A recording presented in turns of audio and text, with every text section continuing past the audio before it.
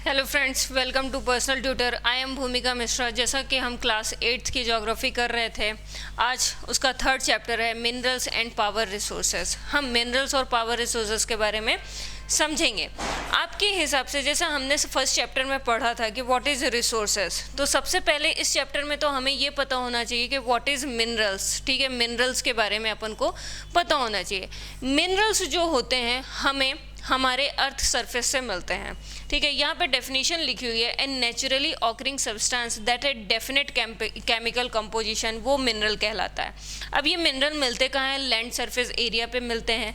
अब ये land surface area में कोई ना कोई उसका केमिकल कंपोजिशन होना चाहिए। पहले इस चीज़ को बहुत अच्छे तरीके से समझ लेते हैं कि मिनरल्स कैसे फॉर्म होते हैं। जब वॉल्केनो आता है तो वॉल्केनो से जो लावा निकलता है वो कोई ना कोई अंदर जो मिनरल्स हैं, अर्थ सरफेस के जो अंदर जो मिनरल्स है उसको बाहर लेकर आता है और वो क्या कहते हैं, एक्सट्रैक्टेड फैल जाता है, और ये सारी चीज़ें जो होती हैं वो मिनरल्स फॉर्म करती हैं। अब मिनरल्स कई तरीके से कंपोजिट होते हैं। ये तो वो मिनरल्स होते हैं जो इग्नियस रॉक से मिलेंगे, वो अलग मिनरल्स होंगे। वो मिनरल्स जो इग्नियस रॉक से मिनरल्स मिलते हैं वो मिनरल्स होते हैं जो डायरेक्टली अर्थ सरफेस से बाहर आए हुए हैं। ठीक है, फिर एक होता है मेटामॉर्फिक रॉक। वहाँ से जो मिनरल्स मिलते हैं वो टेम्परेचर और प्रेशर के साथ चीज़ें बदल कर और वो मिनरल्स मिलते हैं। ठीक उसी तरीके से एक सेडिमेंट्री रॉक होता है। सेडिमेंट्री रॉक जो होता है, जो इग्नियस रॉक का रेसिड्यू होता है ना, उसमें जो टेम्परेचर और प्रेशर लगता है उसके बाद जो बनता है उसको क्या बोला जाता है?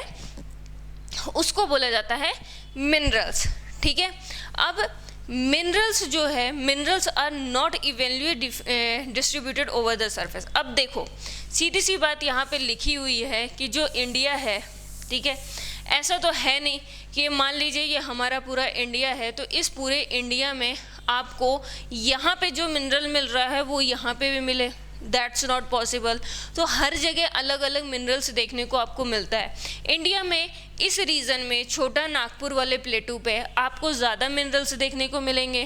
ठीक है, इस वाले एरियाज़ में, हिमालय वाले रीजन में आपको ज़्यादा मिनरल्स मिलेंगे, लेकिन आप उसे एक्सट्रैक्ट नहीं कर सकते हो।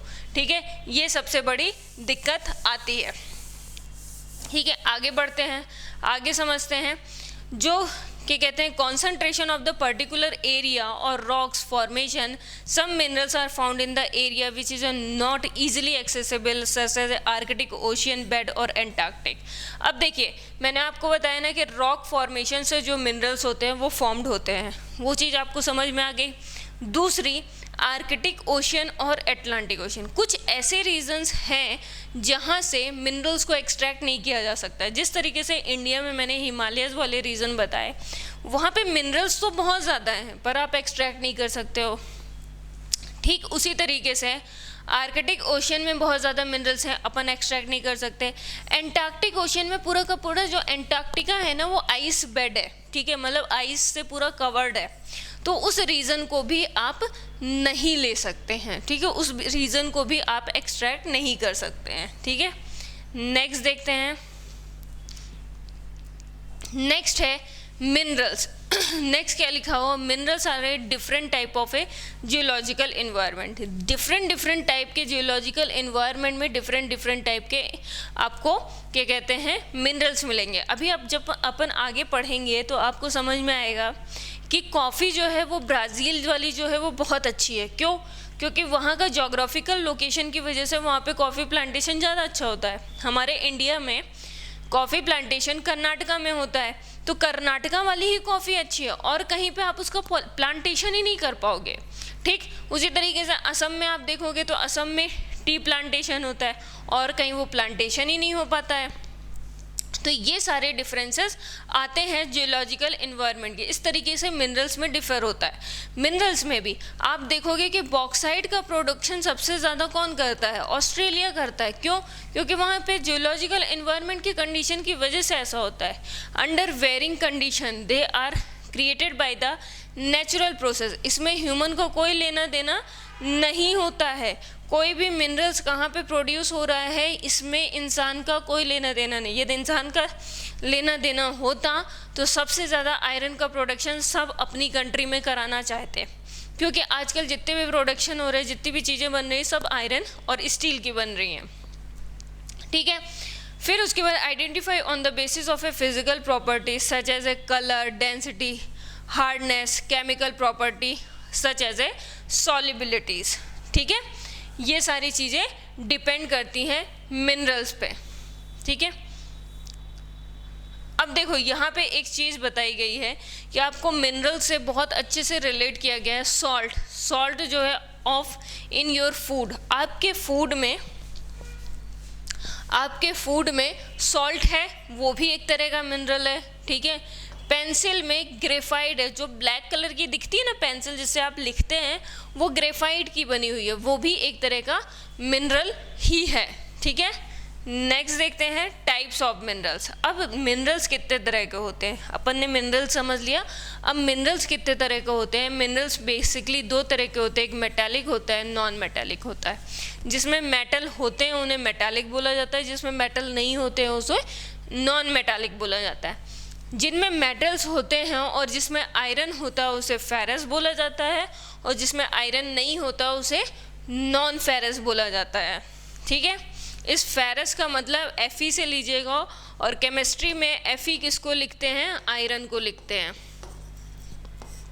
आगे बढ़ते हैं। Metallic minerals contain the metals और raw form. Metal is a hard surface that conduct heat and electricity, have a characteristic of a luster and shine. अब देखो मेटालिक मिनरल्स को जिसमें मेटल्स हों, ठीक है, जिसमें मेटल्स हों, अब हम कैसे पहचानेंगे। मान लीजिए ये मेरे पास ये पेन है, ये मेटल का बना है कि नॉन मेटल का बना है। अब मुझे मेटल का बना है कि मेटालिक का बना है, ठीक है। अब मुझे ये समझना है, तो मैं क्या करूँगी, मैं सबसे पहले कंडक्ट कराऊंगी उसके अंदर हीट और इलेक्ट्रिसिटी। यदि वो कंडक्ट कर जाता है तो वो क्या है, मेटल है, ठीक है। और लश्यर और साइन, इसके साइनी और लश्यर देखकर मुझे समझ में आएगा कि हाँ वो मेटल है कि नहीं है। Iron ore, bauxite, manganese ore, some examples the metallic minerals may be ferrous और नॉन फेरस, ठीक है। जो मेटालिक मिनरल्स हैं वो फेरस भी हो सकते हैं और नॉन फेरस भी हो सकते हैं। तो फेरस में कौन आता है, ferrous minerals are like iron ore, ठीक है।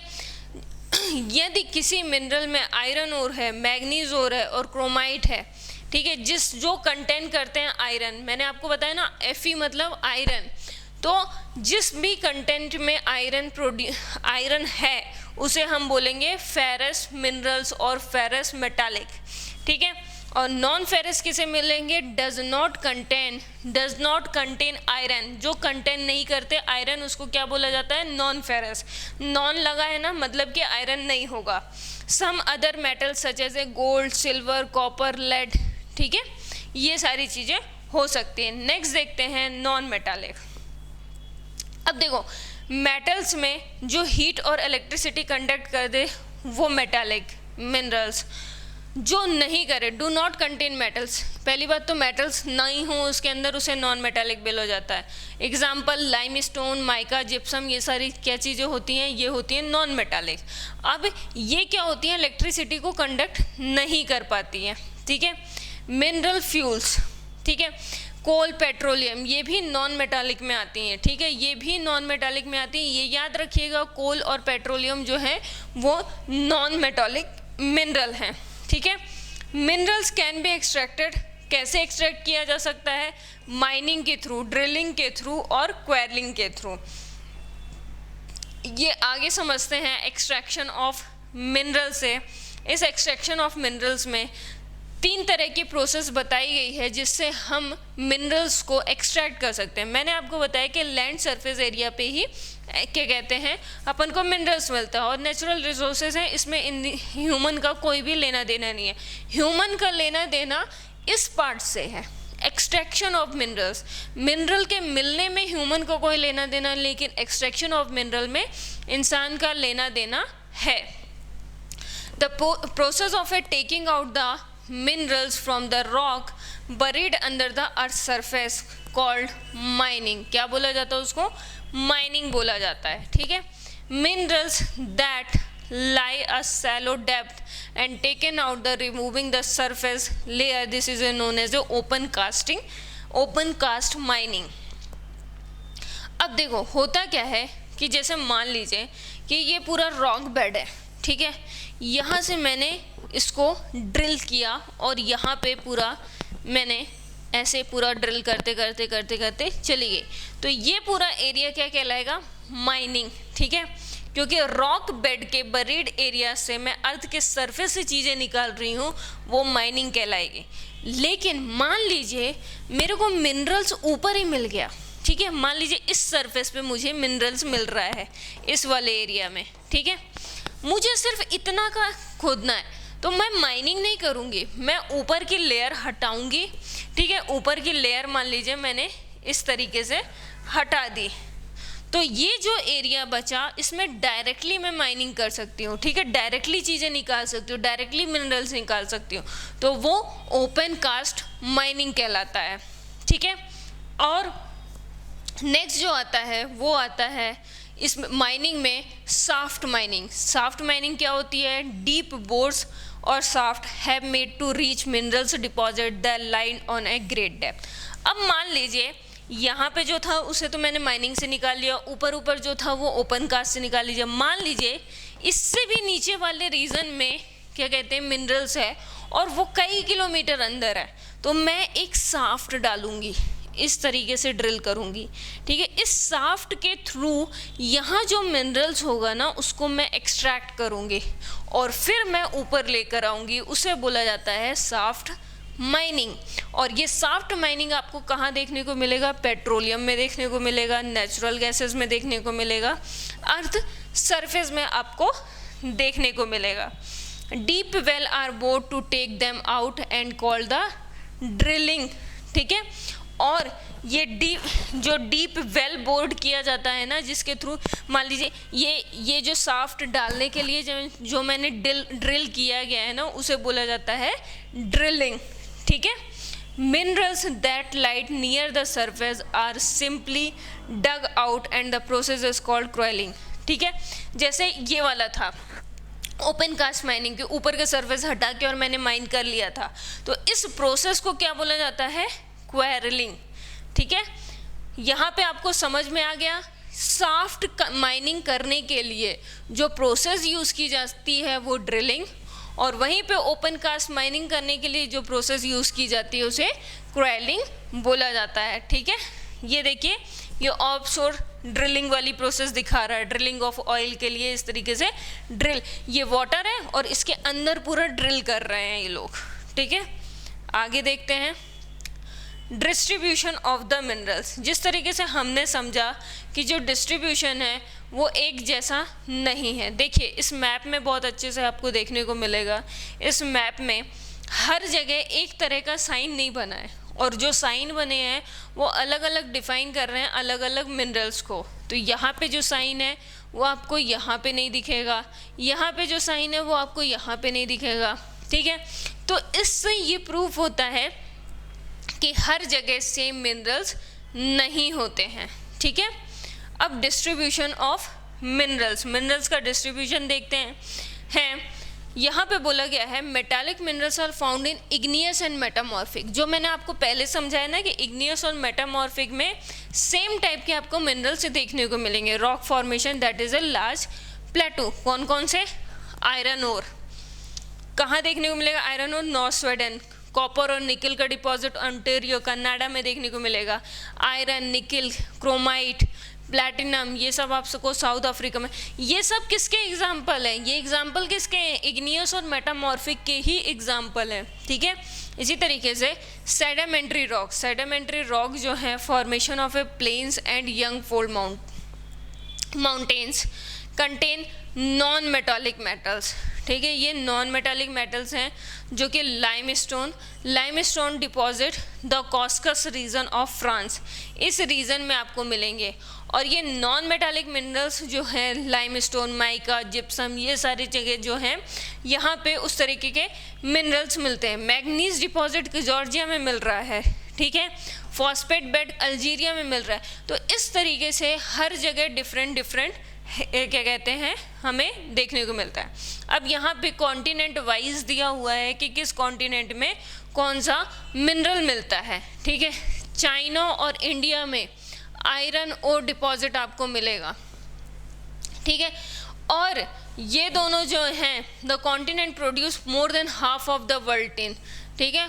ये एशिया कॉन्टिनेंट जो है वो वर्ल्ड का आधा टिन जो है वो प्रोड्यूस करती है, और ये एशिया का रीजन है, ठीक है। ये वर्ल्ड मैप में आपने बहुत अच्छे से पढ़ा होगा, ये यूराल माउंटेन है, ठीक है, और ये पूरा एरिया जो है वो एशिया है, ठीक है। नेक्स्ट क्या दिया हुआ है एशिया में?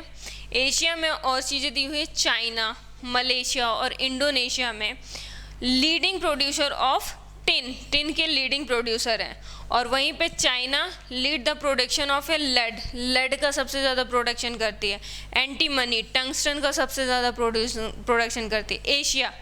Asia has deposit of manganese का डिपॉजिट सबसे ज़्यादा कहाँ पे है? एशिया का है। एशिया में बॉक्साइट, निकल, जिंक, कॉपर, ये सब डिपोजिशन सबसे ज़्यादा कहाँ पे है? एशिया में आपको देखने को मिलेगा। नेक्स्ट जो है वो यूरोप है। यूरोप जो है वो leading producer of iron ore है, ठीक है। आयरन ओर है सबसे ज़्यादा प्रोड्यूस यूरोप में होता है। Largest deposit of iron ore Russia, सबसे ज़्यादा आयरन ओर कहाँ मिलेगा आपको? रशिया में मिलेगा। वहीं पे उसके बाद यूक्रेन, स्वीडन, फ्रांस में मिलेगा। और कौन कौन से मिनरल्स आपको यूरोप में मिलेंगे? कॉपर, लेड, जिंक, मैग्नीज, निकल, ये सब मिलेंगे। ये आपको ईस्टर्न यूरोप और यूरोपियन रशिया। एक्चुअली जो रशिया है ना उसको दो पार्ट में बांटा गया है। देखिए ये जो पूरा रीजन है ना, ये पूरा रीजन रशिया का है, ठीक है, ये पूरा। लेकिन यहाँ से जो यूराल माउंटेन गया है तो ये वाला पार्ट जो है वो एशिया में आता है और ये वाला यूरोप में आता है, ठीक है। और इस वाले एरिया में आपको नेचुरल गैसेस बहुत ज़्यादा मिलेंगे और इस वाले एरिया में आपको मिनरल्स जो हैं वो ज़्यादा मिलेंगे, ठीक है। नेक्स्ट है नॉर्थ अमेरिका, ठीक है। नॉर्थ अमेरिका ये रीजन है, ठीक है, ये कॉन्टिनेंट है। यहाँ पे इसको 3 जोन में बांटा गया है। पहला जोन है कैनेडियन रीजन, ये वाला रीजन है कैनेडियन रीजन, ठीक है, ऑफ द ग्रेट लेक। फिर एप्लेचियन रीजन, ये वाला रीजन है एप्लेचियन रीजन, ठीक है। और दूसरा ग्रेट लेक्स, तो यहाँ पे ये जो आपको दिख रहा है ना, ये है ग्रेट लेक्स। इस तरीके से नॉर्थ अमेरिका को 3 रीजन में बांटा गया है। अब यहाँ पे आयरन और निकल, गोल्ड, यूरेनियम, कॉपर, ये सब आपको कहाँ मिलेंगे? कैनेडियन शील्ड वाले, इस वाले रीजन में, ठीक है, इस वाले रीजन में देखने को मिलेंगे। वहीं पे कोल आपको कहाँ मिलेगा? एप्लेचियन रीजन, इस वाले रीजन में आपको कोल मिलेगा, ठीक है। वेस्टर्न कॉर्डिलेरा, मतलब इस वाले यहाँ पे रॉकी माउंटेन्स है, वेस्टर्न कॉर्डिलेरा है, यहाँ पे आपको copper, lead, zinc, gold, silver देखने को मिलेंगे। ये मिनरल्स आपको देखने को मिलेंगे, ठीक है। नेक्स्ट देखते हैं, नेक्स्ट है कॉन्टिनेंट साउथ अमेरिका। देखिए ये है साउथ अमेरिका, ठीक है। साउथ अमेरिका में ब्राज़ील जो है वो largest producer of high grade iron ore of the world, ठीक है, वर्ल्ड का है। वहीं पे चिली और पेरू जो है वो लीडिंग प्रोड्यूसर किसकी है? कॉपर की है। और ब्राज़ील और बोलीविया जो है वो world largest producer of tin के सबसे बड़े प्रोड्यूसर कौन है? ब्राज़ील और Bolivia. South America also largest deposit of किस किस का? Gold, silver, zinc, bromium, manganese, यहाँ पे सबसे ज़्यादा पाए जाते हैं। Bauxite, mica, platinum, asbestos, diamond, ये सारी चीज़ें पाई जाती हैं। Minerals oil is found in the Venezuela, Argentina, Chile, Peru और कोलंबिया। यहाँ पे भी मिनरल्स ऑयल्स आपको मिलते हैं। देखिए इस रीजन में सबसे ज़्यादा आपको मिनरल ऑयल्स मिलेंगे। यहाँ पे जो एक कंट्री है वेनेजुएला, वहाँ पे 1 रुपये लीटर पेट्रोल है, ठीक है।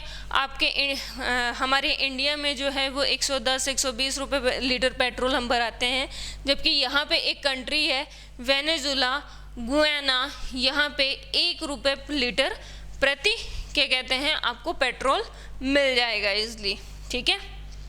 फिर आता है अफ्रीका। अफ्रीका को डार्क कॉन्टिनेंट बोला जाता है। देखिए ये रीजन जो है, ये कॉन्टिनेंट जो है ये अफ्रीका है और इसको डार्क कॉन्टिनेंट इसलिए बोला जाता है, ये पूरा का पूरा तो एक तो सहारा डेजर्ट है, ठीक है, वर्ल्ड का सबसे बड़ा डेजर्ट, यहाँ तक बहुत ज़्यादा डेंस फॉरेस्ट है, ठीक है, इक्वेटोरियल रीजन की वजह से बहुत ज़्यादा डेंस फॉरेस्ट है। ये एरियाज थोड़े बहुत डेवलप्ड हैं, पर आसपास के एरिया डेवलप ना होने की वजह से वो वैसा ही है, मतलब फॉरेस्ट रीजन बहुत ज़्यादा है। यहाँ पे सबसे ज़्यादा रिच मिनरल्स मिलते हैं। अब देखिए फॉरेस्ट है, वेजिटेशंस है, तो उसकी वजह से मिनरल्स तो आपको मिलेंगे, ठीक है। World largest producer of diamond, gold और प्लैटिनम, वर्ल्ड का सबसे बड़ा प्रोड्यूसर कौन है? डायमंड, गोल्ड और platinum. South Africa, Zimbabwe, Zaire produce a large portion of the world's gold, ठीक है। वर्ल्ड का सबसे ज़्यादा गोल्ड जो है वो साउथ अफ्रीका, जिम्बाब्वे और जायर में मिलता है, ठीक है। और कौन कौन से मिनरल्स मिलते हैं? कॉपर, आयरन और क्रोमियम, यूरेनियम, कोबाल्ट, बॉक्साइट, ये भी मिलते हैं। साथ में ऑयल भी मिलता है। कहाँ मिलता है? Nigeria, Libya, Angola. और कोल भी अफ्रीका में सबसे ज़्यादा मिलता है। कुकिंग कोल जो है वो अफ्रीका में सबसे ज़्यादा मिलता है। डायमंड मिलता है, ठीक है। तो इस तरीके के बहुत से ऐसे मिनरल्स जो हैं वो अपन को मिलते हैं।